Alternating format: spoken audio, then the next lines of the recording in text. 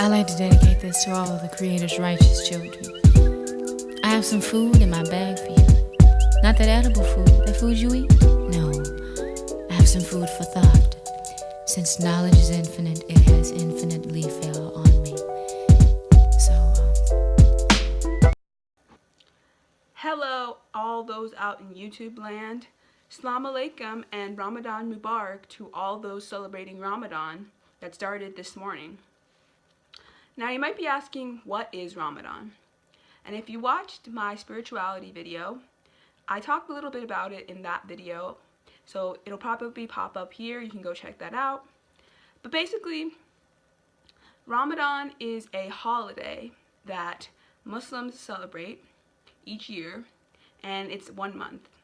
And it's basically where Muslims, they fast for 30 days. And that means that they eat breakfast really early in the morning, like before the sun comes up. And then they break their fast after the sun goes down. And they do this for 30 days. They can't drink any water, juice, milk, anything. And they can't eat from sunrise to sunset. So they celebrate this for 30 days. And at the end of Ramadan, they celebrate Eid, which is the holiday that they celebrate right after Ramadan is over, to celebrate another successful Ramadan and to, be thankful for what they have, and to just, have a feast with your family and just celebrate, the good things coming for the year. So my relationship to Ramadan and to Muslims is, my parents back in the 1970s both became Muslim at different times under the Nation of Islam. And the Nation of Islam was started by the Prophet Elijah Muhammad. And so my parents were both a part of that for about 20 years, I guess. By the time I was born, they had kind of scooted away from the Nation of Islam and weren't really practicing under them anymore. And basically the Nation of Islam is a chapter of Islam for African American, and probably at this point just American Muslims who are not from the Middle East, not from an African country, but want to be Muslim in the United States and in other countries as well, probably. So that was one branch of Islam. Then you have the Sunnis and the Shiites from the Middle East. And so my connection to all of this is that my parents, of course, were part of the Nation of Islam for 20 years. And then they kind of, didn't really practice with the Nation of Islam anymore. And slowly we stopped going to the mosque as much, and we just, kind of went our own way and did our own thing when it came to Islam. Now, for me, I celebrated Ramadan from the time I was born. Well, not really from the time I was born, I guess from the time I was 3 or 4 to the time I was 14. Now, during Ramadan, like I said, you can't eat or drink any food between sunrise and sunset. And, it can be really hard, but you have to be very dedicated to celebrate Ramadan and fasting in general. And there are different types of fasting. There's, religious fasting, like with Ramadan and other religions that, observe fasting. There's also fasting where you can only drink juices all day, and that's technically a fast.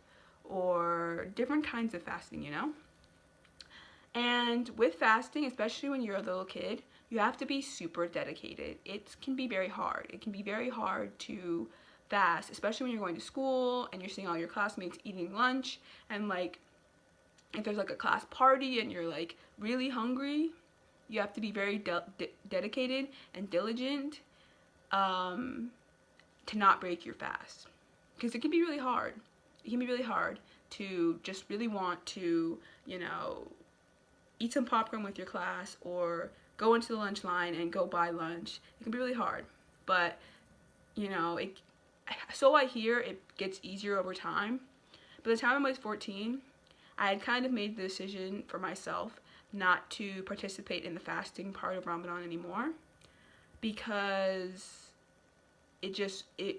I feel like when I was growing up, I was really trying to appease my dad more so than anything, and I was trying to keep some kind of connection to this religion that my parents both picked back in the day, and try to sort of figure it out, because I was the last one to be born. I have 5 siblings, and the first 3 had to, I'm not sure if my brother had to go, but the first 3, they had to go to this thing called an Islamic school, and basically it's just like a Catholic school, only they teach you Islam. Sadly though, a lot of the people there were very mean to my siblings, and they didn't really understand, because a lot of them were from Africa or the Middle East, and especially the ones that were from the Middle East and like from Arab countries were very mean to my sister and the ones from Africa, because they were dark skinned, because, you know, lots of prejudices against them. And so my sisters and my brother hated it, and so eventually my mom took them out of it because she didn't want them to have to deal with any of that anymore. Now, personally, I think that scarred my sisters and my brother for life, and so that's why they don't want to celebrate Ramadan, Eid, or be considered a Muslim anymore. Now, you will listen to my siblings' names like Baraka and Khadija and Rabia, but they don't really celebrate these holidays anymore, and they don't really consider themselves Muslim, but they don't really consider themselves anything. I think they just consider themselves human beings living life, and you know, they do have a spirituality, I believe, but I don't think that it's like a religious kind of thing. So they practice whatever they practice that makes them feel good. I feel the same way. For a long time, I really tried to validate the fact that I was a Muslim child, and I really tried to validate it when I was in 6th grade. I had a few Muslim friends in my class, and they covered, and so they wore their hijabs every day to school. And for a long time, I didn't really understand hijabs and why women wore them, and I still don't really fully understand why they wear them. I mean, I do understand why they wear them, but like, that's just not me. That's not how I represent in my life. But I tried to try it out when I was in 6th grade. I went to school one day and I wore a headscarf just like the other women. I mean, just like the other girls. And I kind of, you know, I don't know. I was just feeling everything out. I was feeling it out. I was seeing if fasting was still a thing for me. I was just feeling it out. I'm not really understanding a lot of like that whole culture, right? And so when I was 14, I decided that I didn't want to fast anymore. That was just not me. That was not my lifestyle. That was not how I wanted to perceive in this world, and I ended it. Now, that doesn't mean that I can't celebrate Ramadan anymore. I mean, yes, the whole point of Ramadan is to fast, and that's like why you do it. But I heard, and my mom does this, a lot of women can't fast because they're either anemic or they're pregnant or, you know, a lot of different things. They just can't do it physically. And so they will do other things for the men in their family that can. So they'll like cook their meals for them, or they'll be very charitable, or they'll still do the prayers with their husbands when they go to fast, or many different things that they do. Now, my family, of course, has been well removed from, you know, Muslim culture for a long time now, and my dad is really the only one that really celebrates and does most of like the Muslim prayers and different things like that. So for me, the only thing that really brings me back to being a Muslim is my name, Aisa Abdullah Yusuf, my dad. So for me, that's really the only thing drawing me to that culture. Now, in my medicine bag, which I showed in my spirituality video, I do have some Muslim prayers in here, and also I have a little, like, I have an ankh in there, and I also have a little, like, plaque that has a Muslim prayer on it. So I do try to feel sort of connected to this culture and this religion a little bit, but it's not really my primary focus in my life. And so even though I'm not fasting this Ramadan, it doesn't mean that I can't celebrate it by being humble, by being spiritual, and by giving to others, and by being a good person, because that's really what Ramadan is all about anyways. It's about being humble, and it's about being a good person and giving to others and keeping in your spiritual practice and just trying to make the world a better place. And that's what I want to do every day anyways. So I feel like even though I'm not celebrating it in the way that other people celebrate it with the fasting and everything, I do feel like I'm connected in some ways to this culture and religion that I was born into but don't really celebrate anymore. So during Ramadan, there are special foods that Muslims eat after they break their fast. So one of them is dates, which are amazing, medjool dates. There's also California dates, which are dope. I love dates. Even if I wasn't Muslim, they're like incredible. They're like nature's candy. But they're really tasty, and they're something that when you break your fast, you say a prayer, and then you eat a date and some water, and that's how you break your fast. And so my dad went and got a big box full of dates for the month so that he could break his fast every day. And so he has to get up in the morning around like 3 or 4 in the morning, and he eats breakfast. Then he fasts all day, and then around whenever the sun goes down, so depending. So it might go down around 7 something or 8 something or 9 something, since now it's the summertime.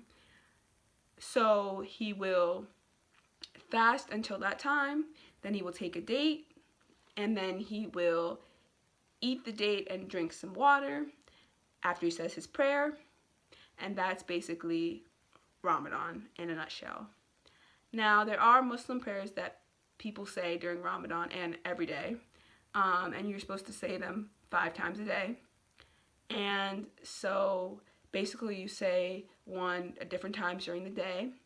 And yeah, so yeah, that's just a quick overview of Ramadan and what it means, and Eid, and just my experience with it. And yeah, and I know a lot of the time there can be a lot of fear around it from outsiders because they fear Muslims because of everything being perpetuated out in the media. But I just want to tell you that there's no need to be frightful. Those committing crimes and being obtrusive and just crazy are not real Muslims, and they don't follow the Quran, and what they say are lies, and they don't follow Allah and the Prophet Muhammad, and he wouldn't do that, and Allah wouldn't do that. So we need to remember that, and try to be level-headed and celebrate with your Muslim brothers and sisters, because this can be a good chance for you also. I feel like even if you're not Muslim and you're not celebrating this holiday, you could still benefit by being a good person and being spiritual and taking less and giving more, and just trying to make the world a better place. So this is just my 2 cents. I hope you're having an amazing day. I hope you're having an amazing week, and I hope you're having a great 2017. And until next time, ladies and gentlefolk, peace and blessings. Assalamu alaikum.